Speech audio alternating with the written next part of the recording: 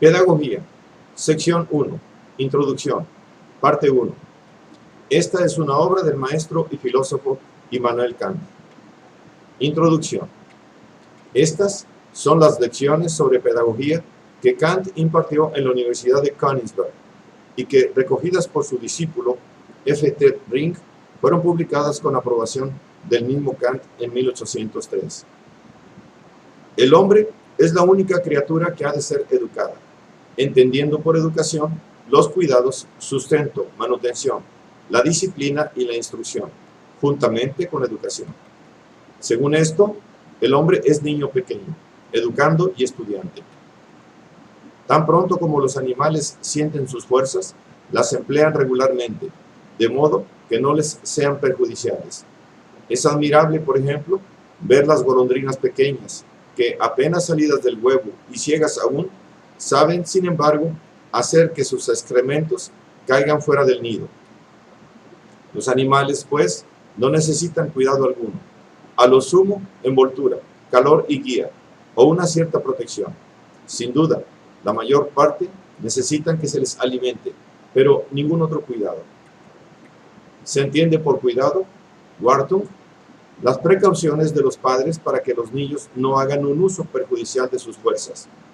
Si un animal, por ejemplo, gritara al nacer, como hacen los niños, sería infaliblemente presa de los lobos y otros animales salvajes, atraídos por sus gritos.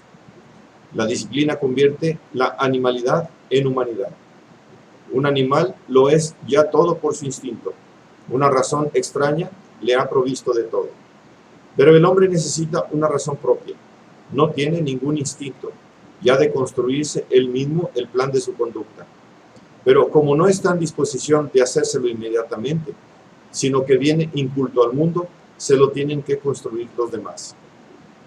El género humano debe sacar poco a poco de sí mismo, por su propio esfuerzo, todas las disposiciones naturales de la humanidad. Una generación educa a la otra. El estado primitivo puede imaginarse en la incultura o en un grado de perfecta civilización. Aún admitiendo este último como anterior y primitivo, el hombre ha tenido que volverse salvaje y caer en la barbarie. La disciplina impide que el hombre, llevado por sus impulsos animales, se aparte de su destino, de la humanidad.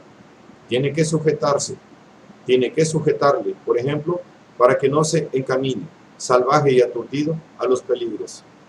Así pues, la disciplina es meramente negativa, esto es, la acción por la que se borra al hombre la animalidad. La instrucción, por el contrario, es la parte positiva de la educación.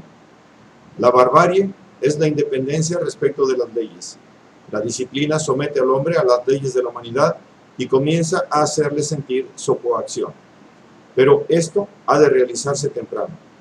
Así, por ejemplo, se envían al principio los niños a la escuela, no ya con la intención de que aprendan algo, sino con la de habituarles a permanecer tranquilos y a observar puntualmente lo que se les ordena, para que más adelante no se dejen dominar por sus caprichos momentáneos. Pero el hombre tiene por naturaleza tan grande inclinación a la libertad, que cuando se ha acostumbrado durante mucho tiempo a ella, se lo sacrifica todo. Precisamente por esto, como se ha dicho, ha de aplicarse la disciplina desde muy temprano, porque en otro caso es muy difícil cambiar después al hombre. Entonces sigue todos sus caprichos. Se ve también entre los salvajes que, aunque presten servicio durante mucho tiempo a los europeos, nunca se acostumbran a su modo de vivir, lo que no significa en ellos una noble inclinación hacia la libertad, como creen Rousseau y otros muchos, sino una cierta barbarie. Es que el animal aún no ha desenvuelto en sí la humanidad. Por esto, se ha de acostumbrar al hombre desde temprano a someterse a los preceptos de la razón. Si en su juventud se le dejó a su voluntad, conservará una cierta barbarie durante toda su vida. Tampoco le sirve de nada el ser mimado en su infancia por la excesiva ternura maternal, pues más tarde no hará más que chocar con obstáculos en todas partes y sufrir continuos fracasos, tan pronto como intervenga en los asuntos del mundo.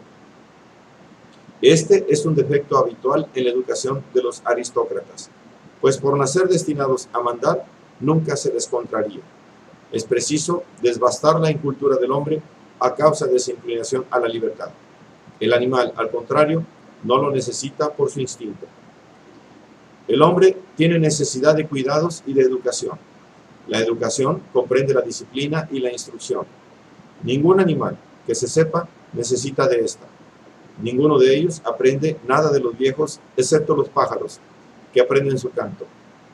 Aquellos instruyen a los jóvenes y es delicioso verlos, como en una escuela, cantar con todas sus fuerzas delante de los pequeños y a estos afanándose en sacar el mismo sonido de sus gargantas. Para convencerse de que los pájaros no cantan por instinto, sino que realmente aprenden, vale la pena de comprobarlo. Se quita la mitad de sus huevos a un canario y se cambian por otros de gorrión. O mejor aún, se sustituyen sus pequeñuelos por gorrioncillos. Si se les coloca entonces en una caja donde no puedan oír los gorriones de afuera, aprenderán el canto de los canarios, y de este modo se tendrán gorriones que canten. Es admirable también que cada género de pájaros conserva un cierto canto característico en todas sus generaciones, siendo esta tradición la más fiel del mundo. Únicamente por la educación el hombre puede llegar a ser hombre. No es, sino lo que la educación le hace ser. Se ha de observar que el hombre no es educado más que por hombres, que igualmente están educados. De aquí que la falta de disciplina y de instrucción de algunos les hace también, a su vez, ser malos educadores de sus alumnos. Si un ser de una especie superior recibiera algún día nuestra educación, veríamos entonces lo que el hombre pudiera llegar a ser. Pero como la educación, en parte, enseña algo al hombre y en parte lo educa también, no se puede saber hasta dónde llegan sus disposiciones naturales. Si al menos se hiciera un experimento con el apoyo de los poderosos y con las fuerzas reunidas de muchos, nos aclararía esto lo que puede el hombre dar de sí.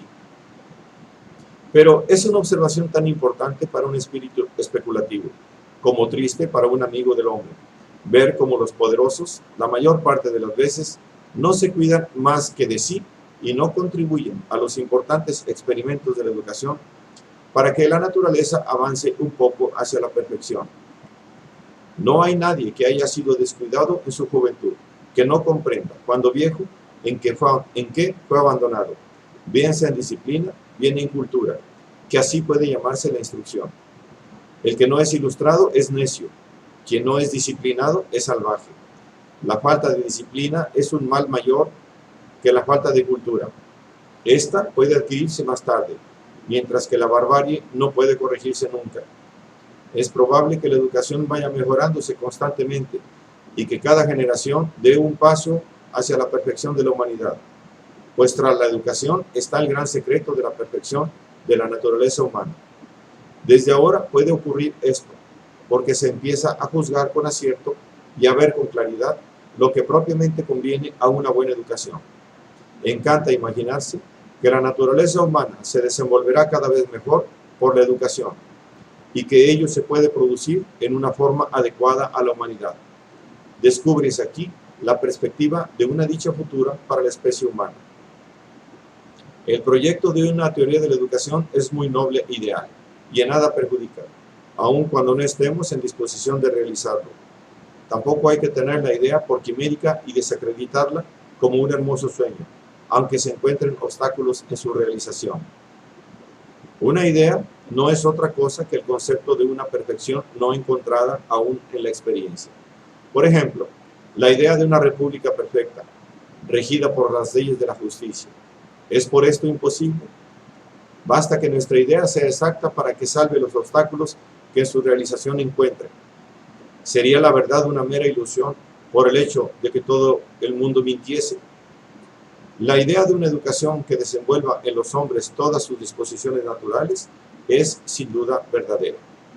Con la educación actual no alcanza el hombre por completo el fin de su existencia. ¿Por qué? Que diferentemente viven los hombres. Solo puede haber uniformidad entre ellos cuando obren por los mismos principios y estos principios lleguen a serles otra naturaleza. Nosotros podemos trabajar en el plan de una educación conforme a un fin y entregar a la posteridad una orientación que poco a poco pueda realizar. Las orejas de oso, por ejemplo, cuando se las trasplanta, tienen todas el mismo color. Al contrario, cuando se siembran, se obtienen colores diferentes. La naturaleza, por tanto, ha puesto en ellas los gérmenes, y basta para desarrollarlas, su siembra y trasplante convenientes. Lo mismo sucede con el hombre. Se encuentran muchos gérmenes en la humanidad, y a nosotros toca desarrollarlos, desplegar nuestras disposiciones naturales y hacer que el hombre alcance su destino. Los animales lo realizan por sí mismo y sin conocerlo. El hombre ha de intentar alcanzarlo, pero no puede hacerlo si no tiene un concepto de él. La adquisición de este destino es totalmente imposible para el individuo. Aún admitiendo una primera pareja realmente educada, todavía es preciso saber cómo ha educado sus alumnos. Los primeros padres dan ya un ejemplo a sus hijos. Estos lo imitan y así se desarrollan algunas disposiciones naturales. Todas no pueden ser cultivadas de esta manera, pues los niños, la mayor parte de las veces, solo ven los ejemplos ocasionalmente. Antes no tenían los hombres ningún concepto de la perfección que la naturaleza humana puede alcanzar. Nosotros mismos no lo poseemos aún con pureza, pero es asimismo cierto que, obrando aisladamente los hombres en la formación de sus alumnos, no podrán conseguir que éstos alcancen su destino. No son los individuos, sino la especie humana la que debe llegar aquí. La educación es un arte, cuya práctica ha de ser perfeccionada por muchas generaciones. Cada generación, provista de los conocimientos de las anteriores, puede realizar constantemente una educación que desenvuelva de un modo proporcional y conforme a un fin todas las disposiciones naturales del hombre, y a conducir así toda la especie humana a su destino. La providencia ha querido que el hombre deba sacar el bien de sí mismo y le habló, por decirlo así: entra en el mundo, yo te he provisto de todas las disposiciones para el bien. A ti toca desenvolverlas, y por tanto depende de ti mismo tu propia dicha y desgracia. El hombre debe desarrollar sus disposiciones para el bien. La providencia no las ha puesto en él ya formadas, son meras disposiciones, y sin la distinción de moralidad. El hombre debe hacerse así propio mejor, educarse por sí mismo, y, cuando malo, sacar de sí la moralidad. Meditándolo maduramente, se encuentra esto muy difícil. La educación es el problema más grande y difícil que puede ser propuesto al hombre. La inteligencia, en efecto, depende de la educación, y la educación, a su vez, de la inteligencia. De aquí que la educación no puede avanzar sino poco a poco, y no es posible tener un concepto más exacto de ella, de otro modo que por la transmisión que cada generación hace a la siguiente de sus conocimientos y experiencia, que a su vez los aumenta y los pasa a las siguientes. ¿Qué cultura y qué experiencia tan grandes no supone este concepto? No podían hacer sino muy tarde.